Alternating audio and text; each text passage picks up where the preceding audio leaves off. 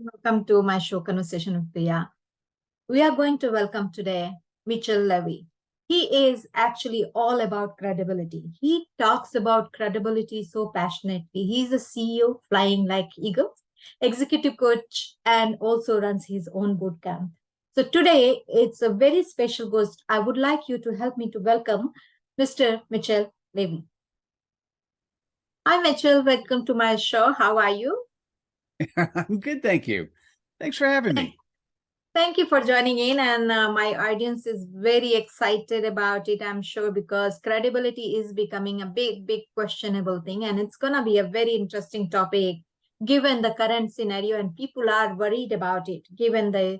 And I have heard your, TED talk, and it was all about, how humanity is actually progressing, and how you would like to talk about more human facilitation, and of course more towards CEOs and businesses. It was a very interesting angle when I think, and this is first time when I met you, I was literally very surprised that somebody is actually built a business around the credibility, and it was really mind-blowing for me. So tell me something about how did you started all about. So wait, how far back do you want me to go? How did I start the current business, or how did I start my entrepreneurial businesses? How did you started your entrepreneurial journey? What made you There we think go. about entrepreneur? So I have been in Silicon Valley for 35 years. Wow. What I'll say is I've been happily married for 33 years, and I have a son who's 25. And I was working at Sun Microsystems. I was there for about 9 years when the dot-com started happening. And it was during the dot-com days.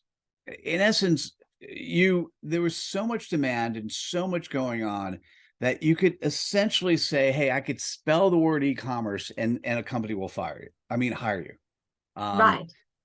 And it was crazy, actually. So it was around that time that I went to my wife and I go, I think I need to start a e-commerce consulting company. Right. And so that was in 1997. And Hmm. I've been working myself. Since then I've started 20 professional services company. I've sat on the board of a NASDAQ firm. I've run a book publishing company. We have published over 750 books. I've run 4 conferences at the time for the largest conference company in the world. That was Comdex way back when. I've run 4 executive business programs at Silicon Valley universities. And then what's happened most recently, I've been asked to join the 100 coaches. So I've been wearing the executive coaching hat.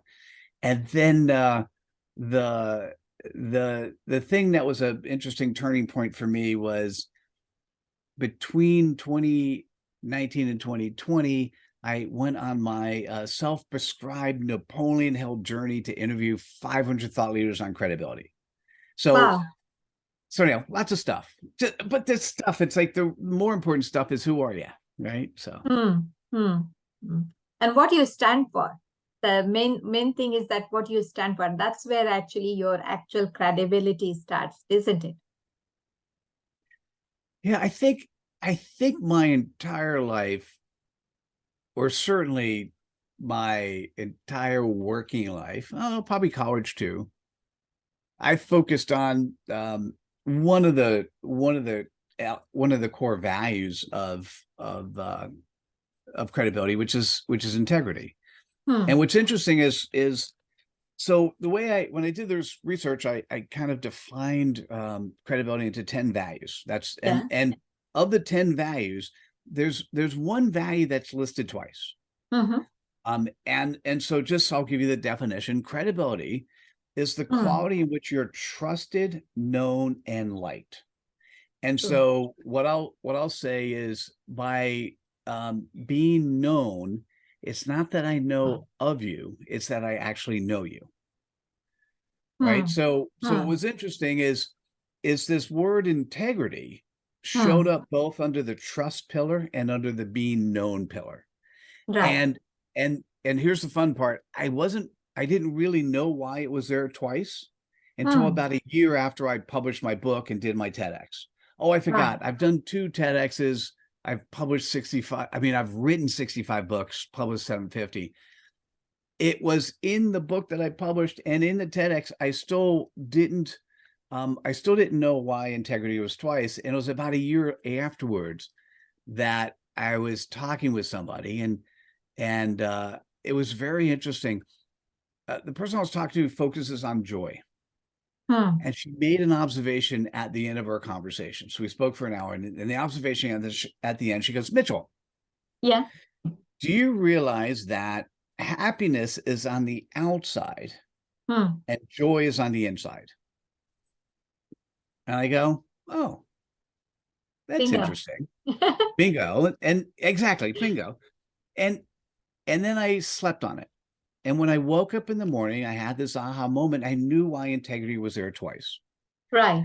So, under being trustworthy, there's a value of integrity. That's your external integrity. Right. That's what you show the world. Hmm. That's what you show those around you. So you know a lot of leaders and politicians who have a certain external persona. Now, Hmm. we've been taught that your external persona and your internal persona don't have to be the same. You just have to always be credible X-side. That's what we've been taught. It's Right. wrong, by the way, but that's what we've Hmm. been taught. Hmm. The integrity associated with knowing you is your internal integrity. So do you cheat on your taxes? Do you cheat on your diet? Do you cheat on your spouse? Right? And so Hmm. politicians who show up externally one way, or leaders who show up externally one way, but internally they do other things, or they don't have the credibility. When their audiences find out, in today's world, that's very easy to do, you lose complete credibility, Right. right? Because Right. it's hard to trust somebody. So the thing that's interesting is credibility is extremely important in a world where, probably the best way I could say it is, we're entering Charlene Lee, who's a luminary in the space, said something really interesting. We're entering a world where information is no longer relevant, Now. right? This is really powerful. Information Yeah. is no longer relevant. It's the ability to ask for that information in the right way, being a prompt engineer, that becomes relevant. Hmm. And what that does in this particular case is, we can get access with, not only did we have the computer before, this thing that we Yeah. walk around in our pocket, not only did we Right. have that, but now with ChatGPT, it's shown us a world where we can actually start creating our own characters, Hmm. learning things ourselves. And so what's important is us asking the right questions and doing the right things. And so as a human, if I go to you and ask for something, I want to know that when you give me a response, it's either your response, or if it's Chat GPT's response, hey, this came from Chat GPT, I didn't even touch it. I just want to know that, right? Right. That gives you credibility. If you promise me something, you deliver. That Hmm. gives me, that's integrity, right? Yeah. And so what happens when people don't act credibly, they may speak it but don't act it, you don't want Hmm. to do business with them. And we can now touch, at some point in a not too distant future, we're going to Hmm. go to the Chat GPT and say, hey, listen, um I'm looking for a web designer who will understand my business, who can take a look at everything going on, who has a good world view. Who Hmm. should I get access to? Hmm. And and I want somebody who happens to be really good friends with somebody who's a second level connection of mine, and tell me Right. what their recommendations were. Yeah. Well, Yeah. they're going to be able to find you Hmm. and give the recommendations of somebody they know, and you're going to, before you even talk to them, Yeah. GPT will figure that out. Well, then what happens is, when they meet you, you've got to be that same person. Hmm. Hmm. Hmm. So And anyhow, credibility is fundamental. I always believed and taught by our parents that basics comes from childhood, right?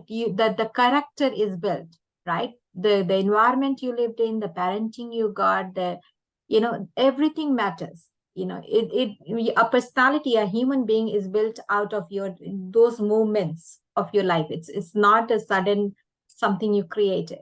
um do you think the credibility can be built, or suddenly, or it is similar what I think that it's from the childhood built character by, brick by brick, it's been built throughout your life, you know?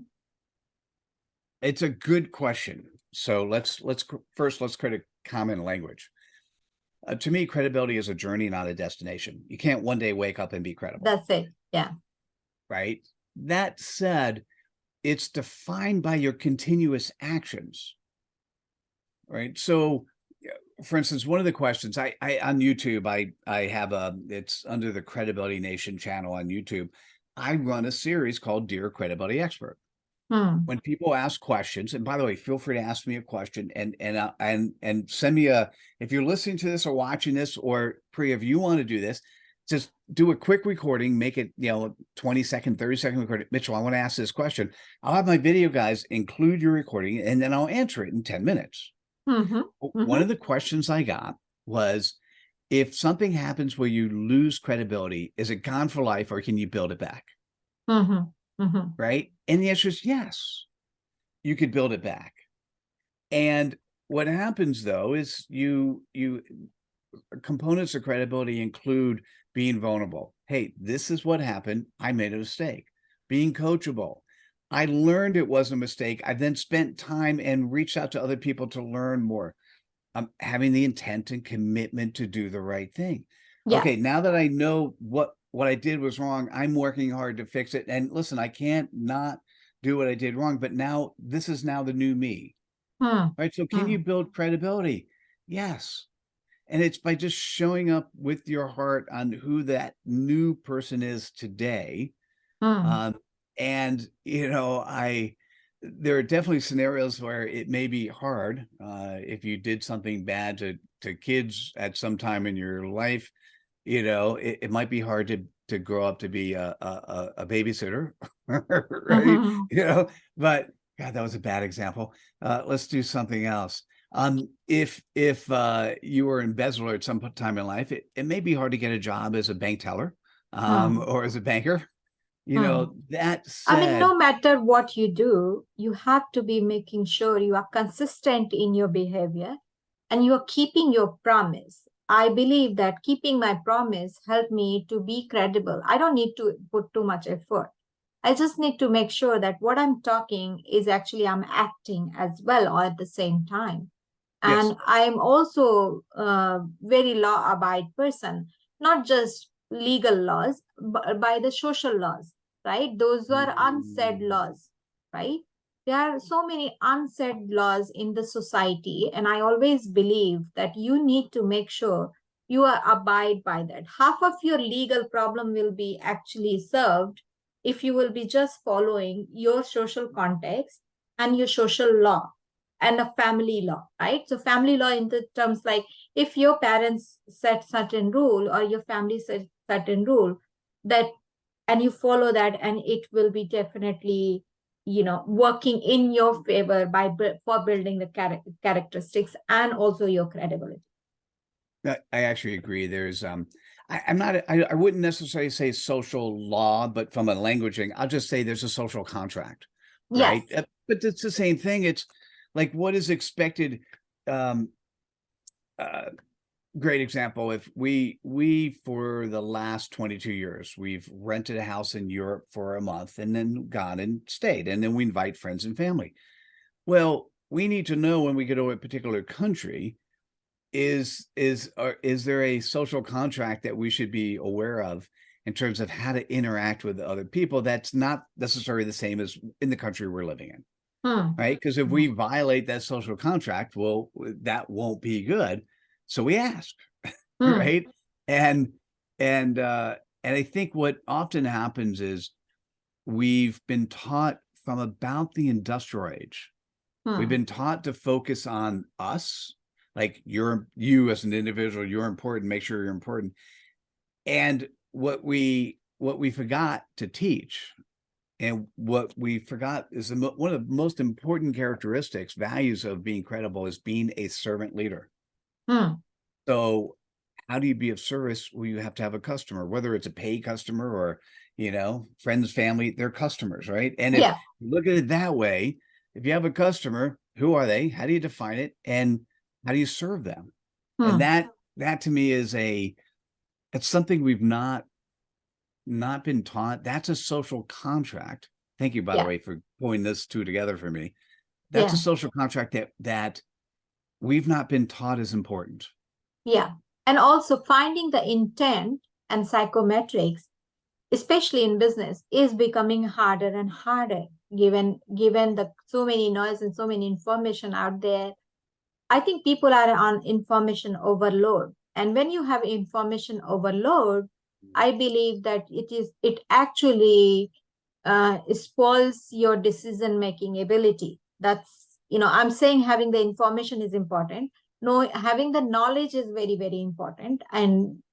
But at the same time, we also need to make sure that am I taking too much information, which is actually going to spoil my entire decision making ability? Or am I able to go take a quick decision? Sometimes you need to take time, and sometimes you need a time is constraints. So you need to make sure that time you are taking the time and limit, and every act and decision, how it is gonna impact the party sitting next to you or in front of you.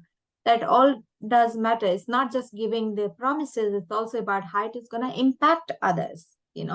And those are the bits, as like you said, it's a journey. It's a journey people go through together. So that brings to my next question. I heard that you are starting a boot camp around it, and there is a boot camp coming up next week, Tuesday sometimes. Tell me something about that. So there's a couple of things that we're doing, which is fun. I'm doing a webinar that's coming up shortly, and that's focused on credibly using Chat GPT in business. For those that Right. are interested, just check out my LinkedIn profile and that one, first time doing that one is around the corner, and it's what as a book publisher, Yeah. right? By definition, what we do is the typical client we work with are business professionals wanting book credibility. And so what will just so the business model, it's for that very successful business professional where money is something they have, time is something they don't. So what Yeah. we'll offer is 6 months from today, we will co-create, publish, distribute, make them an international best-selling author. My team will have spent 310 hours. The author spends 10. So we press the easy button, right? Yeah. Yeah. So as Yeah. a publisher, here's something that's interesting. So I do the interviews, I structure the content in terms of I want the author to be able to have an asset called a book that shows that they're credible in the space they do. So we talk to them and we extract the knowledge level to be able to put it in a way that we can demonstrate that in a book. Right. Now I've had, this is for anyone who writes for me, I'm going to say sorry, and I'll give you the hint as to how you're not going to get fired. So what they would do is they get the transcript and they would then start writing. I don't need that anymore. I have Chat GPT. Chat GPT will get the transcript and they'll start writing. Now, you can't immediately accept the content that comes out of Chat GPT. Right. You absolutely need to have some human innovation, and you've got to figure out what's more important is becoming, this is a term you're going to hear a ton of coming up, prompt engineers. Right. Right. So the interesting part is I don't want my writers to be able to listen to the transcript, transcribe, and then put it into words. I want them to prompt Chat GPT for the first pass, then start making changes and updating that over time. Right. And by the time it comes to me, my guess it's going to be significantly less time and significantly higher quality. Wow. Right. Okay. Because, that stuff's available. So So for me, I needed to learn it. I need to understand it. I need to understand the capabilities and potential. So we're going to be doing a just a 1 hour, and I'm going to tell you the goal of that. The goal is to go, oh man, I like this. I'm doing it with one of my partners, a guy by the name of Lucas Root, and I want people to go, oh, I really like this. What's next? Tell me what else can I do about using either ChatGPT or about credibility? And then we have we do this once a quarter. We have one coming up mid April, and then in mid June, we have what's called the Ultimate Credibility Bootcamp. Right. And so let me give you the quick characteristics. First, when I was doing the interviews of 500 people, what I could say is 98, this is something we're not taught, 98% of people cannot articulate, this is simple, by the way, right, who they serve, and either what pain point they address or what pleasure point they address in 10 words or less. 98% of thought leaders can't do that. Okay, so I have a 1 hour course. People can go through the course first. So you join the boot camp, you go through the course first, and then you can articulate that. Just so you know, I call that your CPOP, your customer point of possibilities. Right. So if you have a CPOP, what's next? What's next is when you show up in a room, how do you show up credibly? How do you show up in such a way where you're believable? How do you show up in such a way where people want not just to use you and hire you, but even better, they trust you enough, they have enough, you've established enough credibility that they want to recommend you to others. Right. Okay, so day one of the boot camp, it's a 2-day boot camp, is so that you could show up in the room credibly. Right. Day two overlaps with what you do. We don't actually deploy it. Day two is how do you show up credibly asynchronously? Right. So in your social media, on your website. And what's important as a business owner, business entrepreneur, is you don't have to be able to do all these things yourself, but you have to be able to know what is right or wrong. Right. And if you have your compass, which is your CPOP, then it becomes really easy to know what's credible and what's not credible. And what, if I was going to be a recommender, so for instance, if I'm going to recommend you, I'm going to want to go to your website. I'm going to want to see video testimonials. I'm going to want to see examples of things you've done. And I'm going to do that before I actually send somebody to your firm. Yeah, that's what it is these days. So you need to, olden days, we were asking for referrals. Now we are asking more like, we don't ask, we just go and start exploring about it, and that is very important, being visible and more visible in different places. And that's what people are working on. Most people are actually joining digital media to get the more visibility, but not building the credibility, unfortunately. So that's the consistency of the conversation is not there, I believe. I want to say, so I just want to clarify something. You said people are going online to become more visible. I'm going to say, let's define what visible is. I don't want people going out on let's say on the street corner, potentially going out naked and holding up a sign saying, come and buy my product. Right? Right. If you just go out there on the internet and you say, I want to be visible, that's probably the best way to get attention. Just strip down naked, go in street corner or hold up the sign. You're not going to get the results that you want. Okay. So if you are going online, it's not, I'm going to say it's not about quote unquote visibility everywhere. It's about when people can see you when you're not in a room. Right. They want to see you in such a way where to see me, or if I want to see anyone else, what am I going to do? Where have you done this before? Show me some customer testimonials. Let me have a couple videos where I could actually feel the energy of who you are, that if I decided to work with you, I would understand what it would feel like to work with you. Show me the structure of your program.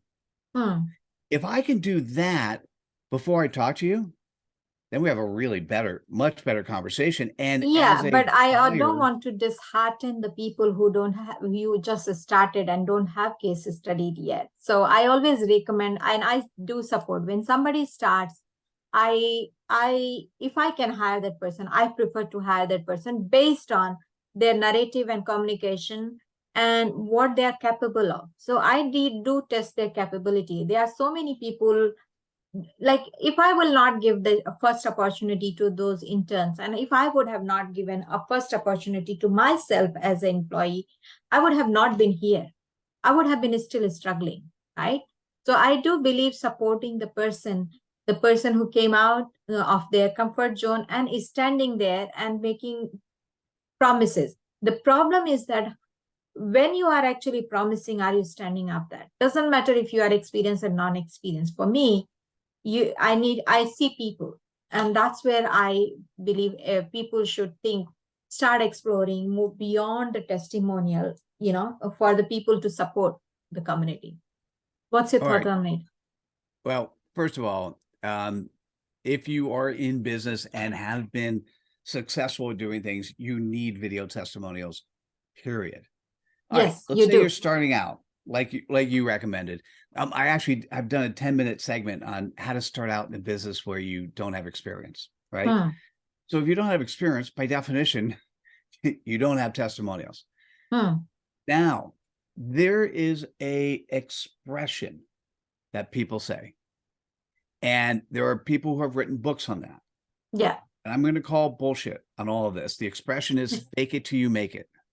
Right. I'm calling bullshit on that.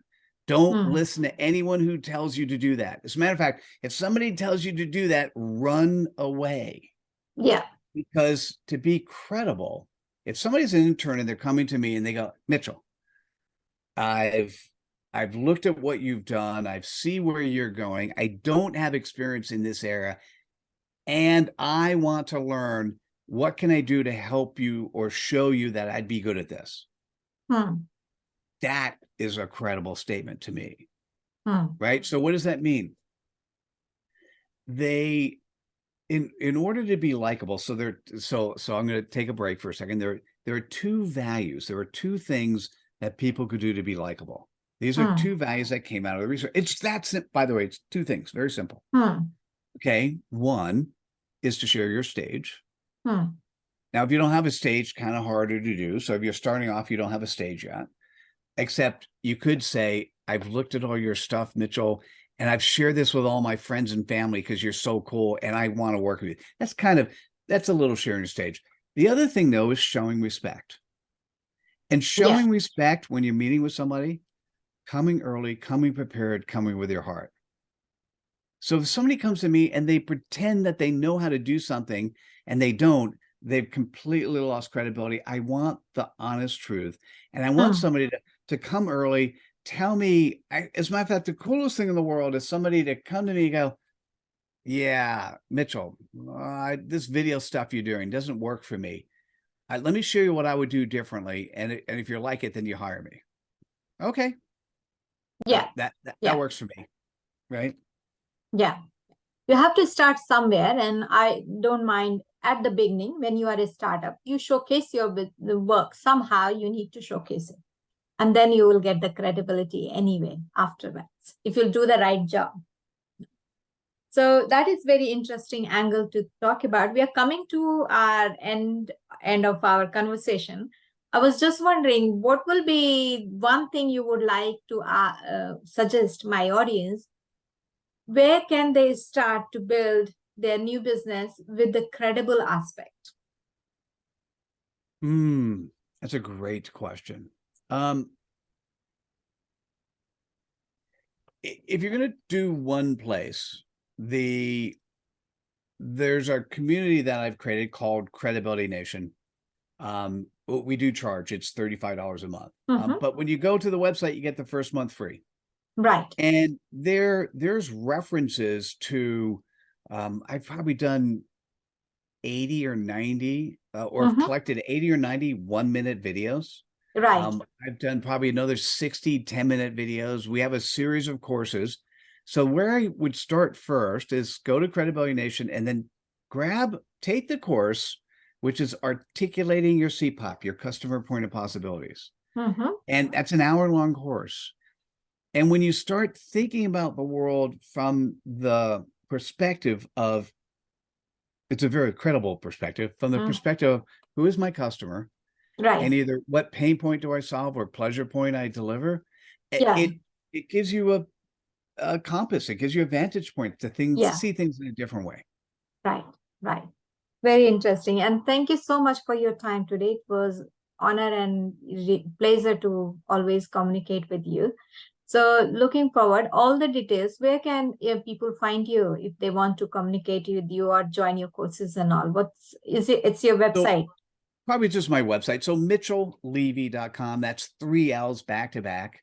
So it's mitchellevy.com. And there, you know, if you're really serious about it, you could book time on the calendar, but you could also get access to all of the types of credibility tools that are in the marketplace. And many of them are available just for you to consume and then start sharing with others. Great.